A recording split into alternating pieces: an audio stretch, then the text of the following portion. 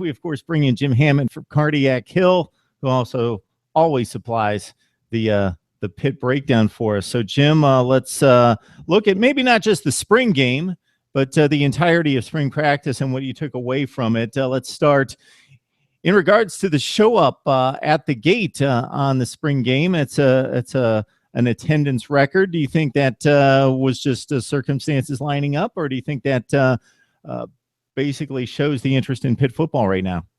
I think it was a big deal because last year the attendance was 5,000, and they played the game at actually away from Heinz Field because Heinz Field was under construction. So they played it at a local soccer stadium, and they filled that to capacity. So it kind of started there. There was some interest there, and so when they decided to move it back to Heinz Field, people really ran with it. And I just think with Pitt having their best season in a few years, they had a great recruiting class. There's a lot of people riding the wave and excitement of Pitt football right now. So it was pretty significant, 8,000.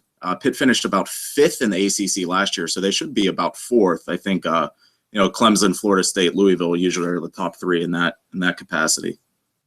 Team got off to a great start last year, finished strong at 8-5, despite some late season losses and the bowl loss to Navy.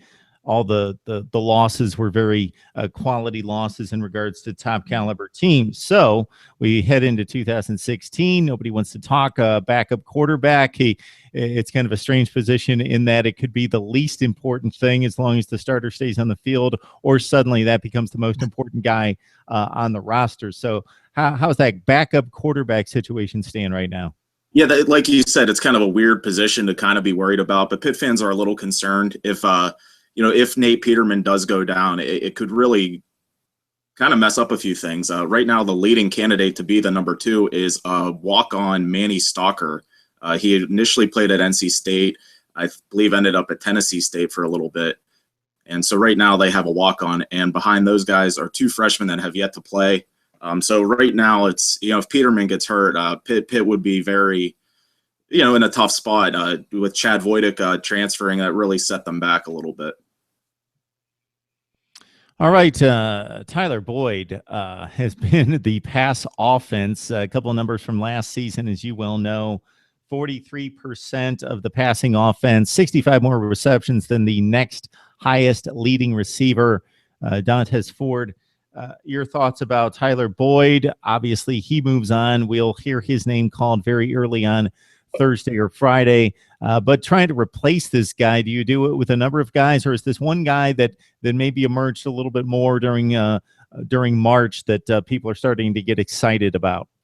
Yeah, I think it's going to take a team effort because you look at those numbers, and he really did catch a large percentage of their passes. So he was so important, and they always found ways to get him the ball, even running the ball. So they have a couple different options.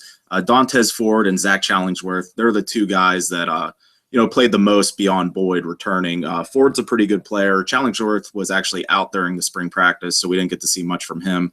But some different faces emerge. A guy like Jester Weah, he's a 6'4", 200-pound receiver, very, very fast. But his issue is he's never caught a pass. I think he has 10 targets in his career, and he dropped every one of them. So, he looks the part. He's this big, tall, strong guy. He was a state sprinting champion in high school, but he just can't catch. So, you look at him, you kind of salivate. You're like, wow, this guy can really be something. So there's hope that he can do something. And also a sophomore, Quadri Henderson, if you recall, he returned the kickoff return to start the bowl game. He's a different kind of receiver, kind of almost, he had 4 carries in the spring game, and one went for a 64-yard run for a touchdown. He actually juked out Jordan Whitehead during the play. So he's a guy, if you get the ball in his hands. So there's a different combination of guys, but those are 2 guys that stuck out in the spring game. And, just with their raw athleticism, you kind of get excited. Yeah, with an offense that wasn't exactly dynamic last season, the defense was stout for most of the campaign, obviously in transition, like most defenses across the country. With players leaving, you got a bit of an influx of defensive tackles to look at. Jordan Whitehead is obviously the premier player, the dynamic guy that people want to see on that side of the football. So how do you feel about this unit compared to maybe a month ago? Yeah, the defense, I guess when you look at the spring game, neither offense really got going. The way Pitt did it, they don't do first versus second. It's just a straight draft. So, you have a couple starters on each unit. And, the defense definitely shined. When you have a spring game I forget the score, 19-12 or something. I mean, it was boring. I mean, there wasn't a whole lot to see, but the defense did well. A lot of people are excited about some of the talent coming in at the defensive line. Tennessee transfer Dwayne Hendricks, he's going to be revved up, ready to go. People are excited to see him play. And you pair him with Juan Price on the other side. Pitt's looking like they could have a strong defensive end pass rush. And there were some really talented freshmen. DeMar Hamlin was the prize recruit of last year for Pitt's class. He's from Pittsburgh Central Catholic. So, people are kind of hoping he can have a Jordan Whitehead, type impact. So, Paul Chryst, there was definitely some issues recruiting defense, but I think with Narduzzi, kind of a more defensive-minded guy, I think the talent on that side of the ball is going to start to pick up here in the next few seasons. All right, Jim Hammett on the line with us from Cardiac Hill on SB Nation's platform for the Pitt Panthers. Of course, a big lull now from the end of spring practice all the way to August.